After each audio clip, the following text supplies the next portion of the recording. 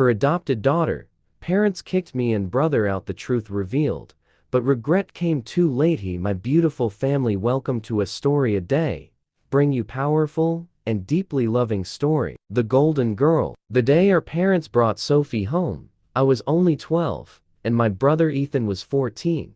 I remember how Mom's eyes glowed as she carried that tiny girl through the front door, wrapped in a soft pink blanket. She's our daughter now, Mom had said, tears in her eyes. You two will be her big siblings. Ethan had smiled politely, but I could see the unease in his eyes. Of course, he said, welcome home, Sophie. At first, she was like an angel, sweet, quiet, always smiling. Everyone in the neighborhood adored her.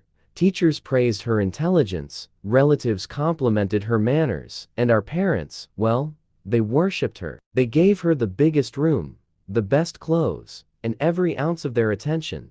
Ethan and I didn't mind at first. We thought maybe Mom and Dad were just making her feel loved since she was adopted. But soon, things started to change. Dad stopped coming to Ethan's soccer matches. Mom didn't help me with my art projects anymore. Whenever we tried to speak, they brushed us aside, saying they were busy with Sophie. Even at dinner, every conversation revolved around her. Did you see how Sophie played the piano today? She's so talented, such a gift from heaven. And slowly, we began to fade into the background of our own family. Chapter 2: The Lies and the Distance. By the time Sophie turned 15, she was the perfect daughter in our parents' eyes. Straight A's, music awards, social media followers, all of it. But Ethan and I knew something they didn't. Behind that innocent smile, Sophie was manipulative. She'd blame us for things we didn't do. Like the time Dad's antique watch went missing. She cried in front of him, saying, "I saw Ethan take it to show his friends." Ethan was grounded for a week without dinner.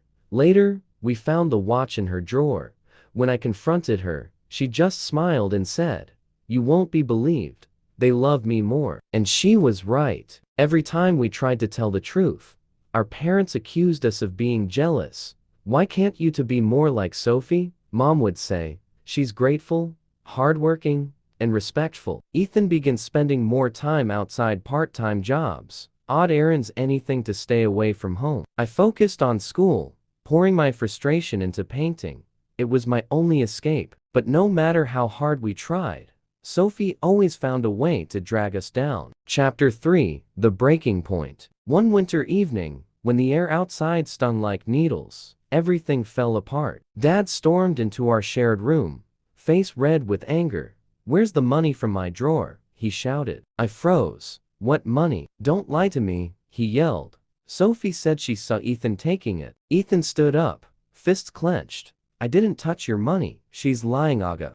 Ethan stood up, fists clenched. "I didn't touch your money." "She's lying again." But Dad didn't listen. He struck Ethan across the face. "You're a disappointment. Both of you are." Mom appeared in the doorway, holding Sophie protectively as if we were criminals. "We've given you everything, and this is how you repay us." Sophie buried her face in Mom's chest and whispered, "I just wanted to help.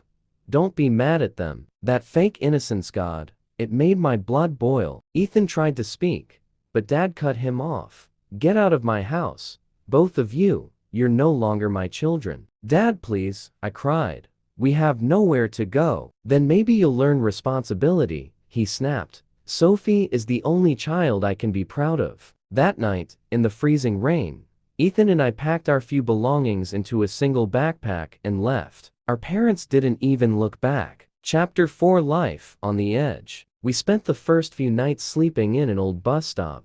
Ethan found work at a local repair shop.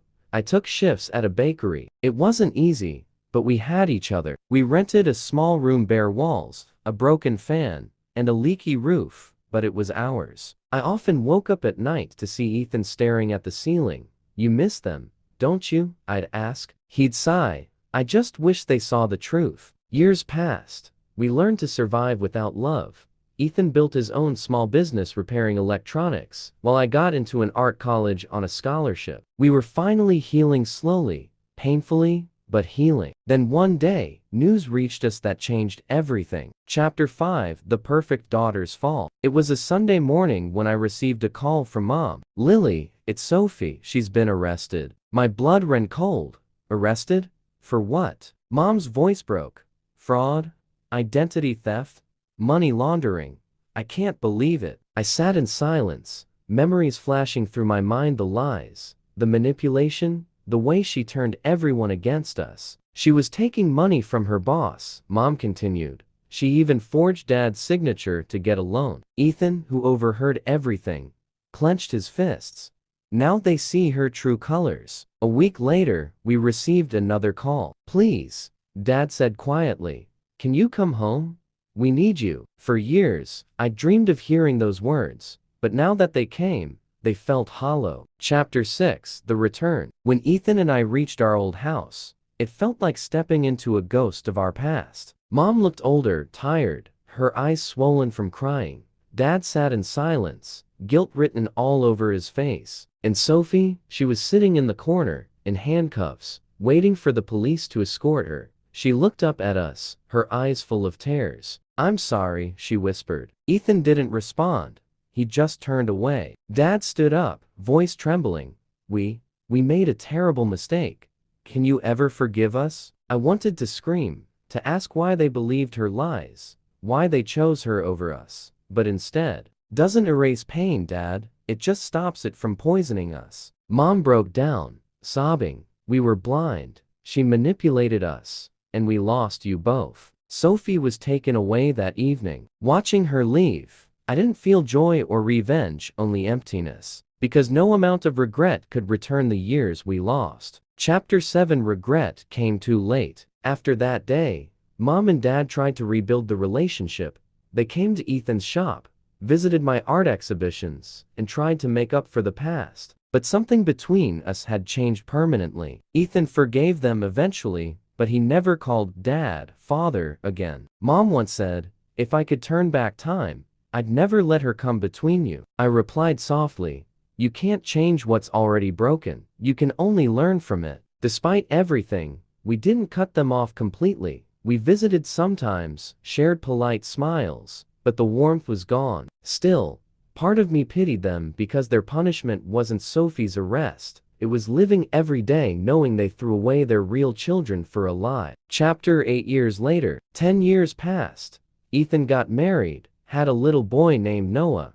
I became an art teacher and started my own studio. One evening, I received a letter in the mail. It was from Sophie. Lily, I know I don't deserve forgiveness, but I've been in therapy, trying to change. I envy you and Ethan for your strength, your honesty, your love. I destroyed a family that never truly belonged to me. I'm sorry. I folded the letter and stared out the window for a long time. Forgiveness wasn't easy, but holding on to hatred wouldn't heal us either. I sent her a short reply. I forgive you, Sophie, but some wounds don't vanish. They remind us to choose better. Ethan read the letter later and smiled faintly. You always had a bigger heart than me. Maybe. Or maybe I just didn't want the past to own me anymore. Chapter 9: The Truth and the Lesson. Looking back now, I realize what that chapter of our lives truly meant. Love without fairness isn't love, it's blindness. And sometimes, regret arrives when there's no one left to say sorry to. Mom and Dad spent their later years volunteering at orphanages, helping children who needed real love, not favoritism. Maybe it was their way of making peace with the past. As for Sophie, she eventually rebuilt her life, working with foster homes and teaching kids about honesty and self-worth. And Ethan and I, we built the kind of family we always wanted: simple, honest, full of love. Epilogue: The Unforgotten Night. Sometimes, when I pass by our old house, I remember that night, the rain, the shouting, the door closing behind us. That was the night we lost our parents, but found ourselves. Because being kicked out didn't destroy us, it freed us from their blindness. And though the truth came too late, it still came. And that made all the difference. Moral: never sacrifice truth for appearances, and never let love blind.